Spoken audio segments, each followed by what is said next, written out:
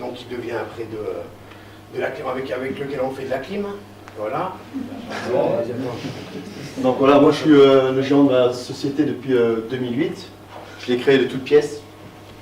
Donc pourquoi créer une société? Comme nous tous, on a envie de voir un peu autre chose, d'avoir personne au-dessus de nous, mais finalement on a toujours quelqu'un au-dessus de nous, c'est les clients.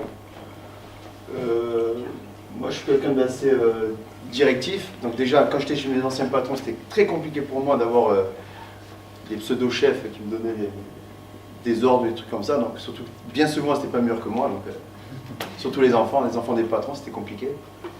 Donc j'ai décidé avec mon associé que je connais depuis que je suis jeune, pendant 10 ans, 9-10 ans. Un jour on a ouvert notre boîte, on s'est dit pourquoi pas, on s'est lancé. Évidemment les parents, ceux qui connaissent les parents, garde ta place, t'es bien, t'as ton salaire tous les mois, t'inquiète pas. Ok, donc j'ai fait comme j'ai voulu, puis ça a très bien fonctionné. Donc le fait d'être arrivé ici, ben, ça m'a permis de connaître beaucoup de gens. Donc Laurent, on se connaît depuis le mois de janvier. Pas plus, hein. On ne s'est pas connu avant ni après depuis le mois de janvier. Donc on fait. Ouais, mais on fait le même métier, donc pour nous c'est super facile, quoi. On peut facilement se recommander et puis voilà. Ouais, on a même pas mis l'instant d'intérêt. Bon ben moi, je suis venu à la plomberie comment? Ben, mon oncle était plombier. Depuis l'âge de 14 ans, j'ai travaillé avec lui, les vacances, donc j'ai pas mal d'expérience, j'ai pas mal du coup d'ancienneté, vu mon travail et mon passé et le sien, donc du coup, qui m'a servi un peu dans tout ce qui était commercial. Bon, j'ai passé tous mes diplômes, BEP, CAP, BAC, pour faire plaisir à papa, maman, la classique, mais bon, je les ai eus quand même. Qu'est-ce qu'on peut dire?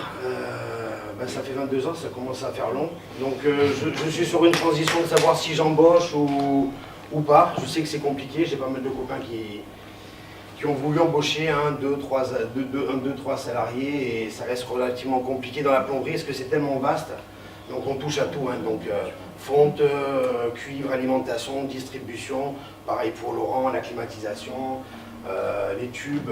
C'est très très varié, donc il faut beaucoup d'expérience et dès qu'on a beaucoup d'expérience, on passe maintenant de nos jours auto-entrepreneur, qu'on veut gagner correctement sa vie ou être employé, mais qui demande des salaires assez élevés. Alors, que faisons-nous? Vas-y, un Donc, moi évidemment, c'est facile à vous expliquer. Je fais de la clim, donc vous avez chaud, je vous mets du froid, je fais du chauffage, vous avez froid, je vous mets du chaud. Donc, forcément, dire, vous avez un climatiseur d'un chauffagiste, vous avez pensé à moi.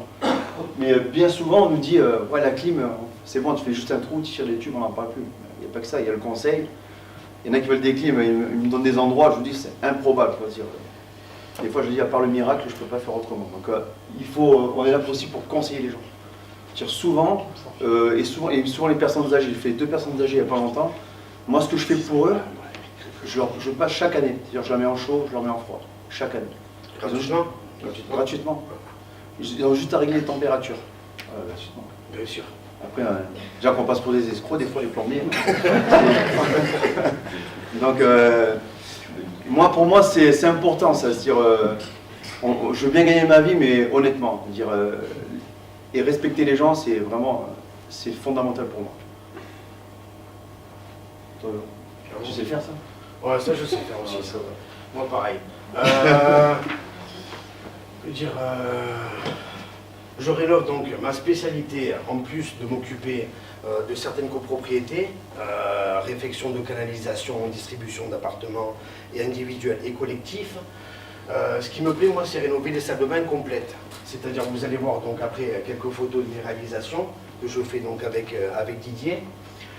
Le fait de m'occuper de tout de A à Z, c'est-à-dire sans vouloir prendre ni le travail de l'électricien, ni le travail du peintre, ni le travail du maçon, tout est mélangé. Donc quand on veut mettre un bac à douche à la place d'une baignoire, ou on veut changer la disposition d'une salle de bain, un simple dessin, un simple croquis ne suffit pas. Il faut forcément voir les implantations, les passages de tubes, ce qu'on peut faire et ce qu'on ne peut pas faire.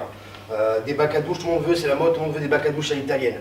Le bac à douche à l'italienne, c'est un gros souci, parce qu'en fait, à l'italienne, il est carrelé et on doit être à ras le sol pour faire un vrai bac à douche à l'italienne. Mais on n'a jamais de charge pour pouvoir évacuer, il faut que ça marche. Donc voilà, je les conseille de A à Z, souvent cassant leur rêve, parce que forcément, ce qu'on voit à la télé avec Plaza et toutes ces bêtises en me disant la salle de bain, combien de temps pour la salle de bain? Il faut 15 jours, 3 semaines pour une salle de bain. Il me dit Plaza, il rénove en 1 semaine toute une maison. Je lui dis mais Plaza, ils sont 40 à travailler jour et nuit et ils payent tout. Il y a tous pour un aussi. Tous pour un, si en 1 semaine ils font les gens complètes. Voilà. Donc, nous c'est un pour tous, c'est ça? ouais, tous pour un. Ouais. Alors, vas-y, Antonio. Donc ça c'est les gens qui me font travailler. Dire c'est des bonnes personnes. Pour ceux qui connaissent Moussa Alberti, sur Monaco, c'est un monsieur qui m'a beaucoup aidé et c'est un monsieur que j'ai remercié. Et c'est une grande personne parce qu'il me connaissait un petit peu par rapport à la femme de mon associé. Et il est venu me voir, il fait Laurent, ça t'intéresse, 5 maisons, je venais d'ouvrir. J'ai dit oui direct, donc il nous a fait confiance, il a rendu cette confiance. Et ça c'est vraiment le nerf de la guerre, rendre la confiance aux gens. Parce que souvent ils ne nous connaissent pas et il faut qu'on puisse nous... Moi ce qui m'intéresse c'est que quand je pars de chez quelqu'un, ils disent voilà là j'ai payé mais je suis content. Parce que s'il n'est pas content, ben moi après ça m'amène rien derrière. Donc la société à court terme, là où j'ai appris à travailler, une société locale, il y a 40 employés, qui lui, je vois régulièrement, je vais souvent le voir le samedi, mais de boire le café, c'est un patron extraordinaire que je remercierai à vie. Je travaille depuis pas longtemps avec Kaufman & Board, pour ceux qui connaissent. Ils font tout ce qui est, ouais, je fais du particulier aux grandes réalisations. Je travaille beaucoup avec eux. Je suis rentré la semaine dernière, c'est récent, avec Leroy Merlin sur la 202. J'ai été conseillé par Richardson. Oui. Et là, récemment aussi, je pars au mois de juillet, j'ai 36 appartements à faire à Bastia. C'est-à-dire que je vais pouvoir gérer de chez moi toute la climatisation de tous les logements. C'est-à-dire que je vais mettre une seconde voiture là-bas, avec tous les outils, et de chez moi, de mon ordinateur, je vais pouvoir gérer. S'il y a un problème, avant que le client m'appelle, je saurais déjà ce qui se passe, je pourrais savoir lui dire, avoir la réponse directe en disant que je viens vendredi pour dépanner. Donc ça, c'est tous des trucs que je sais faire. Dire, je suis capable de faire. Moi aussi, je sais. Toi aussi, tu sais le faire. Donc voilà, donc ouais, c'est. Et il y a pas longtemps, j'ai installé une clim aussi à Stéphanie. Jourkia. Ok, parce qu'il y en a plusieurs. Là. Il y en a plusieurs, c'est pour ça. Donc, on peut gérer aussi de son téléphone sa climatisation. Je l'ai déjà fait une fois en info commercial. C'est-à-dire que de son téléphone, on peut mettre les plages horaires de déclenchement et d'extinction. On peut faire ce qu'on veut. Donc, ça a vachement évolué la clim. C'est la plomberie aussi. Là. Ouais, la plomberie aussi un peu. Tu peux gérer le robinet avec l'ordinateur. Pareil. Tout est géré aussi par ordinateur. On peut maintenant, je vous amènerai la prochaine fois un détecteur Grohe qu'on peut mettre dans les pièces humides, les caves qui peuvent craindre l'humidité. On pose par terre ce détecteur et il vous appelle s'il y a une anomalie, une humidité trop importante. Vous appelle sur le téléphone et il y a une application et avec un mécanisme qui vient se mettre sur le compteur général qui fait qu'en cas de gros débit, un débit anormal pendant votre absence, il coupe directement le système d'eau d'alimentation générale de la maison. Alors, mes réalisations, voilà, ça c'est donc salle de bain que j'ai fait pour le même client. La première salle de bain, c'était une cave que j'ai rendue, donc je ne sais pas s'il y a d'autres photos. La deuxième salle de bain, donc du coup, elle a été faite pratiquement sans devis, juste avec mon premier travail a suffi à convaincre les clients. Ça, c'est une de mes dernières salles de bain, je ne sais pas si on voit bien. Voilà, pareil, le même client qui m'a fait faire une première salle de bain, qui m'en a fait faire une deuxième. Voilà, ça c'est la mise en œuvre, donc la distribution et le produit fini. Donc robinetterie encastrée avec petite tablette LED lumineuse. Voilà, ça c'est une autre salle de bain, pareil. Bon, c'est des salles de bain en fait. Tu carrelles? Oui, je carrelle aussi, ouais. Pour ça que c'est ça qui est bien, c'est quand je commence à faire une salle de bain, je sais en fonction des dimensions de la salle de bain, le carrelage adéquat pour qu'il y ait le moins de joints possible. Je fais le calpinage, ce qu'on appelle le calpinage, c'est pour un peu il ne peut pas y avoir de déséquilibre entre un côté et l'autre. Ça dépend selon la vue, comme on voit, on peut mettre le carrelage dans un sens ou dans l'autre en fait. Déjà. Et oui. Là, c'est voilà, ça c'est notre salle de bain, pareil, avec un bac à douche extra plat antidérapant, qui rappelle un peu les bacs à douche à l'italienne, qui sont plus sûrs, plus étanches, moins de problèmes, antidérapants par rapport au carrelage qu'avec les teintures de mesdames teintent un peu la couleur du joint.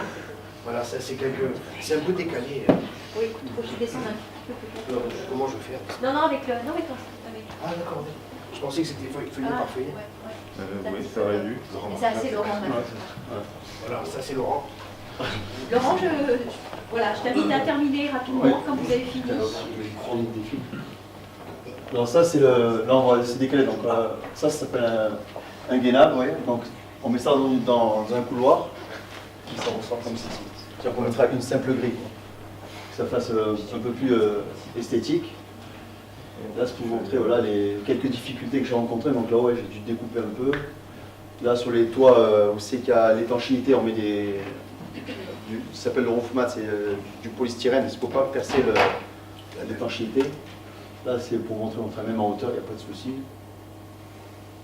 On voit quelques réalisations. Voilà, il n'y a pas de problème, pas de difficulté particulière pour les coudes. Quoi. Voilà, comment le recommander, Laurent et Laurent.